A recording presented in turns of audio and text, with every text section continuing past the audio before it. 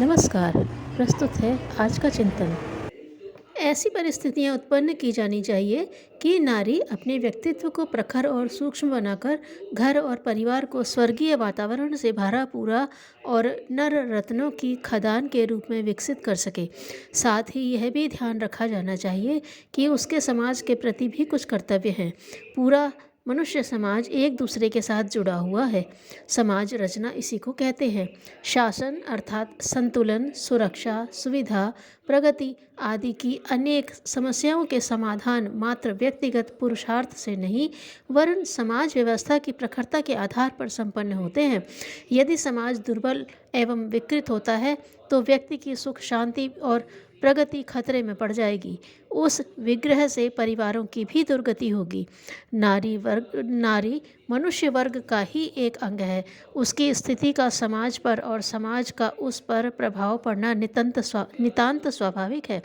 समाज निर्माण में मात्र पुरुष ही भाग ले और नारी को अछूत बनाकर घर के पिंजड़े में ही कैद रखा जाए, यह अनुचित है। इसमें नारी वर्ग को और समाज को तो हानि है ही, प्रतिबंध लगाने वाला पुरुष वर्ग भी उस हानि से बच नहीं सकता। परिवार संचालन का उत्तरदायित्व संभालते हुए भी नारी समाज निर्माण में महत्वपूर्ण योगदान दे सकती है। पुरुष भी तो मुख्यतया उपार्जन कृत्यों में संलग्न रहता है। इतने पर भी समाज के प्रति वह बहुत कुछ करता रहता है। नारी के लिए यह और भी सरल है कि परिवार का सुसंचालन करते हुए समाज निर्माण में योगदान दे और इस आधार पर अपने ज्ञान, अनुभव, उत्साह एवं व्यक्तित्व का अनवरत विकास करती चले। परिवारों को अपने घरों की महिलाओं को समाज सेवा के क्षेत्र में भी कुछ काम करने के लिए प्रोत्साहित करना चाहिए। बाहर के संपर्क में आने से नारी पारिवारिक कर्तव्यों की उपेक्षा करेगी, चरित्र भ्रष्ट हो जाएगी। ऐसी कुकल्पनाएं करना निरर्थक है। ऐसी संभावनाएं तो प्रतिबंधित स्थिति में भी अधिक रहती हैं। ऐसी संभावनाएं तो प्रतिबंधित स्थिति में ही अधिक रहती हैं। अज्ञान, अनुत्तरदायित्व और खीज उद्वेग में जकड़ा हुआ मनुष्य ही उपद्रवी बनता और मर्यादाएं तोड़ता है।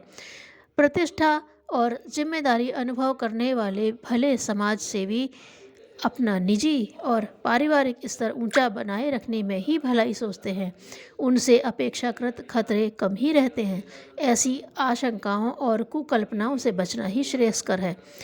इसका आरंभ महिला जागरण शाखाओं के कार्यक्रमों में भाग लेने के लिए प्रोत्साहन देने से करना चाहिए। इस संगठन में नारी ही काम करती है, इसलिए कुकल्पनाओं की कोई गुंजाइश भी नहीं है। इससे आगे अन्य सामाजिक संस्थाओं का क्षेत्र आता है। पुस्तकालय, पाठशालाएं, समाज सुधार एवं रचनात्मक कार्यों में संलग्न स्थानीय संस्थाएं प्रायः सभी जगह होती हैं। जहां वैसा कुछ भी हो वहां उनमें सम्मिलित होने के लिए भी अवसर देना चाहिए। नारी शिक्षा के लिए काम करने वाली पुरानी संस्थाओं में नवजीवन भरने एवं नई स्थापित करने का काम हाथ में लेकर भी उत्साही महिलाएं कुछ कर सकती हैं। सरकारी, अर्ध सरकारी संस्थाएं भी हर जगह होती हैं। ग्राम पंचायत, टाउन एरिया, सहकारी समिति जैसे अन्य सरकारी छोटे बड़े संगठन प्रायः सभी जगह पाए जाते हैं।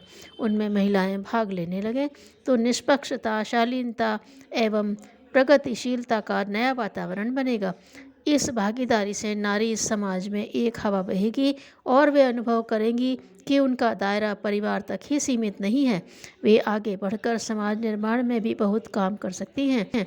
इसलिए जहाँ कहीं भी अवसर हो वहाँ बड़े संगठनों में भी नारी का प्रतिनिधित्व बढ़ाने के लिए प्रयत्न किया जाए। धन्यवाद।